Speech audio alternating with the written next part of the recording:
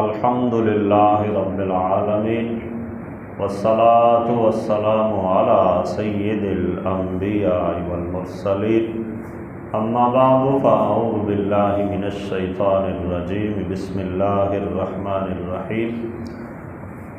اذ قالت الملائکۃ یا مریم ان اللہ یبشرک بکلمۃ منہ اسمہ المسیح عیسی ابن مریم وجیہا فی الدنیا والآخرۃ ومن المقربین صدق اللہ العظیم۔ احباب دی وقار، آج ہمیں سورہ آل عمران کی آیت نمبر 45 پڑھنے کی سعادت حاصل ہو رہی ہے۔ اس آیت میں اور اس کے بعد والی کچھ آیات میں حضرت سیدنا عیسیٰ علی نبینا علیہ السلام آپ کی پیدائش کا اور آپ کی ولادت کا اللہ جل شانہ نے تذکرہ فرمایا ہے۔ اس سے پہلے جو اللہ تعالیٰ نے حضرت سیدنا جبرائیل علیہ السلام کو آپ کی بارگاہ میں بھیجا اور انہوں نے جس انداز سے آپ کو حضرت عیسیٰ علیہ السلام کی بشارت دی، اس کا یہاں پہ تذکرہ کیا۔ ارشاد فرمایا اذ قالت الملائکۃ یا مریم، اور جب فرشتوں نے کہا کہ اے مریم، ان اللہ یبشرک بکلمۃ منہ اسمہ المسیح عیسی ابن مریم، کہ اللہ تمہیں اپنی طرف سے ایک خاص کلمہ کی بشارت دیتا ہے، اسمہ المسیح عیسی ابن مریم، کہ جس کا نام مسیح عیسیٰ ابن مریم ہے، وجیہا فی الدنیا والآخرہ، وہ دنیا اور آخرت میں معزز اور عزت والے، ومن المقربین، اور اللہ کے مقرب بندوں میں سے۔ تو احباب دی وقار، یہاں پہ جو پہلی بات ارشاد فرمائی اذ قالت الملائکۃ، جب فرشتوں نے کہا، عام طور پہ مشہور یہی ہے کہ حضرت سیدنا جبرائیل علیہ السلام تشریف لائے تھے، لیکن یہاں پہ ملائکہ جمع والا لفظ استعمال کیا، تو مفسرین کرام نے اس کی وجہ یہ بیان کی کہ اصلاً آئے جبرائیل علیہ السلام ہی تھے، لیکن جبرائیل علیہ السلام کو اللہ تعالیٰ نے ایسی عظمت و شان عطا فرمائی کہ دیگر انبیاء کرام کی جو خصوصیات ہیں ان کو اللہ تعالیٰ نے حضرت جبرائیل علیہ السلام میں جمع فرما رکھا۔ اس لیے آئے اکیلے جبرائیل علیہ السلام تھے، لیکن رب تعالیٰ نے ملائکہ یعنی جمع کا لفظ استعمال فرمایا۔ پھر آگے جو ارشاد فرمایا یا مریم ان اللہ یبشرک بکلمۃ منہ، کہ اے مریم، بے شک اللہ تعالیٰ تمہیں اپنی طرف سے ایک کلمہ خاص کی بشارت دیتا، اور کلمہ خاص کی بعد آگے کچھ تفسیر کی، اسمہ المسیح عیسی ابن مریم، کہ اس کا نام مسیح عیسیٰ بن مریم ہے۔ تو احباب دی وقار، یہاں پہ دو باتیں آ گئیں، ایک کلمہ اور دوسرا مسیح، کہ حضرت عیسیٰ علیہ السلام کو کلمہ خاص کیوں کہا گیا۔ تو اس کے بارے میں مفسرین کرام نے بیان فرمایا کہ آپ کو کلمہ خاص یا آپ کے لیے جو کلمۃ اللہ کے الفاظ بولے جاتے ہیں، اس کی وجہ یہ ہے کہ اللہ تعالیٰ نے حضرت عیسیٰ علیہ السلام کو بغیر کسی ظاہری اور مادی وسائل کے خالصتاً اپنی قدرت کا اظہار کرتے ہوئے اور کلمہ کن کہہ کے تخلیق فرمایا۔ ویسے تو ہر چیز کو اللہ نے تخلیق فرمایا ہے، لیکن عام طور پر اس کے لیے کوئی ظاہری اسباب ہوتے ہیں، لیکن حضرت عیسیٰ علیہ السلام کی جو ولادت باسعادت ہوئی، حضرت سیدہ مریم سلام اللہ علیہا، ابھی آپ کا کسی سے نکاح ہی نہیں ہوا، اور اتنی پاک دامنا تھی کہ کسی مرد نے آپ کو چھوا تک نہیں،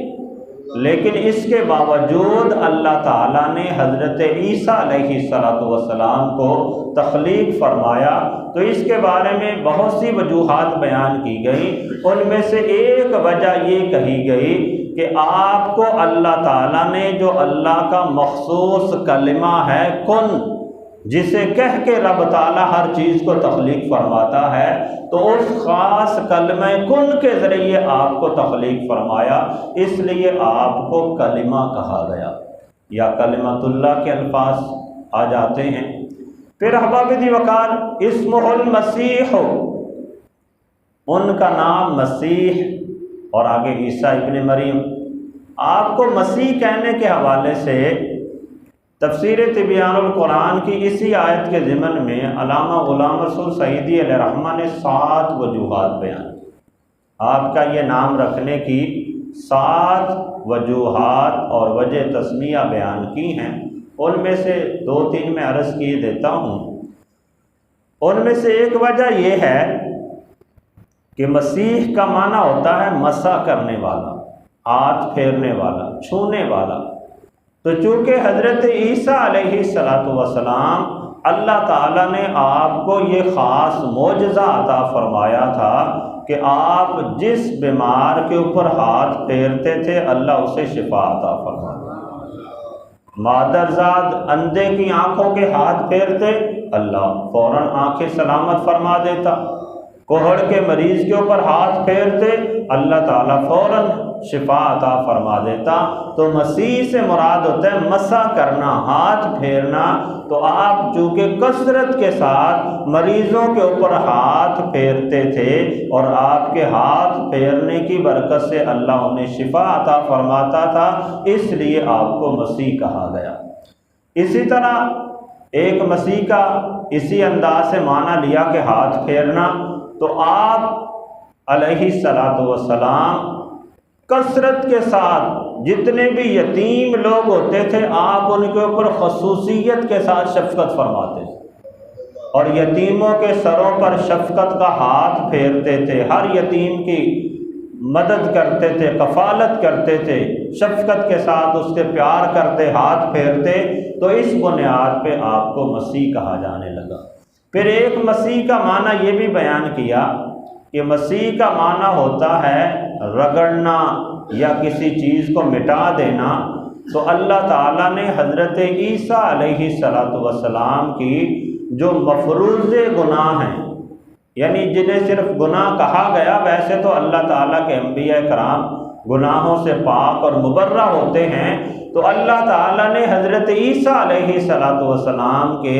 جو مفروضہ گناہ ہیں، یعنی جو خلاف اولا کام ہیں، اللہ تعالیٰ نے انہیں بھی رگڑ دیا اور مٹا کے بالکل آپ کو پاک اور صاف فرما دیا۔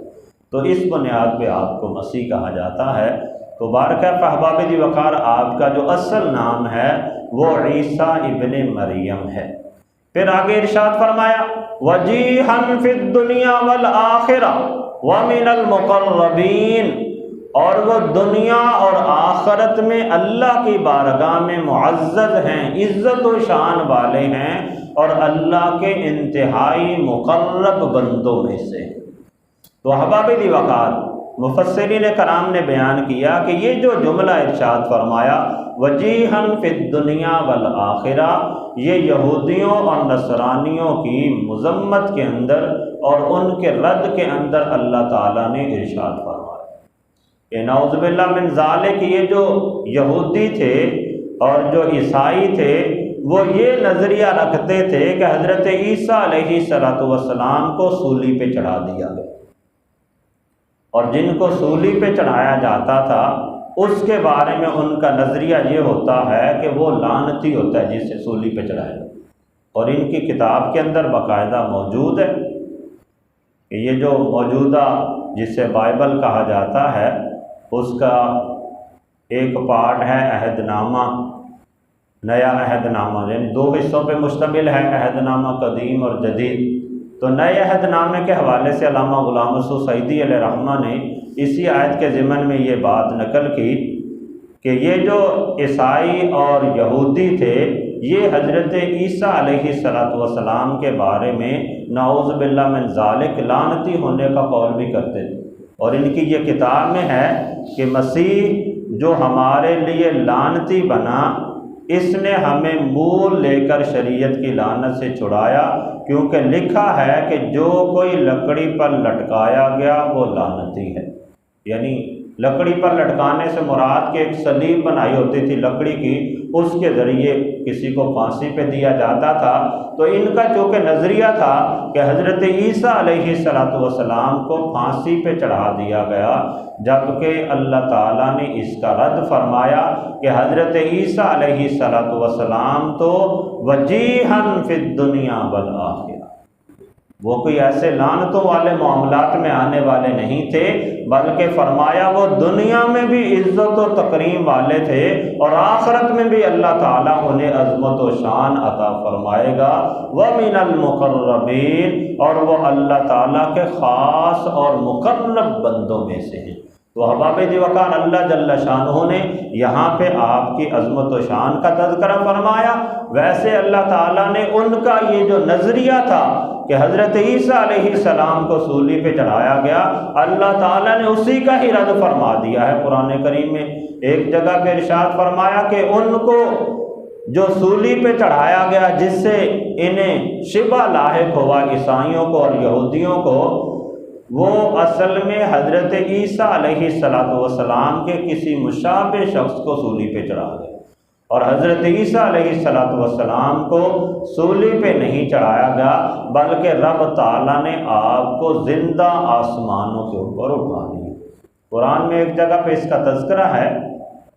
وَمَا قَتَلُوهُ وَمَا صَلَبُوهُ وَلَٰكِنْ شُبِّهَ لَهُمْ، کہ ان یہودیوں نے حضرت عیسیٰ علیہ السلام کو قتل نہیں کیا اور انہیں صلیب پہ نہیں چڑھایا، وَلَٰكِنْ شُبِّهَ لَهُمْ، بلکہ انہیں شبہ میں ڈال دیا گیا کہ حضرت عیسیٰ علیہ السلام کی شکل کا کوئی اور بندہ ان کے پاس آیا، انہوں نے اسے صلیب پہ چڑھا دیا، اور حضرت عیسیٰ علیہ السلام کو اللہ تعالیٰ نے محفوظ فرمایا، آسمانوں کے اوپر اٹھا لیا۔ اور ہمارا مسلمانوں کا نظریہ جو احادیث صحیحہ سے ثابت ہے وہ یہ کہ حضرت عیسیٰ علیہ السلام قرب قیامت میں دوبارہ اللہ کی طرف سے زمین پہ جلوہ فرما ہوں گے، اور دوبارہ آ کر اللہ تعالیٰ کی وحدانیت کی تلقین کریں گے۔ اور وہ ایسا وقت ہوگا کہ جب دنیا کے اندر مسلمان ہی مسلمان ہوں گے، حضرت عیسیٰ علیہ السلام صلیب کو بھی توڑ دیں گے، خنزیر کو بھی قتل کر دیں گے،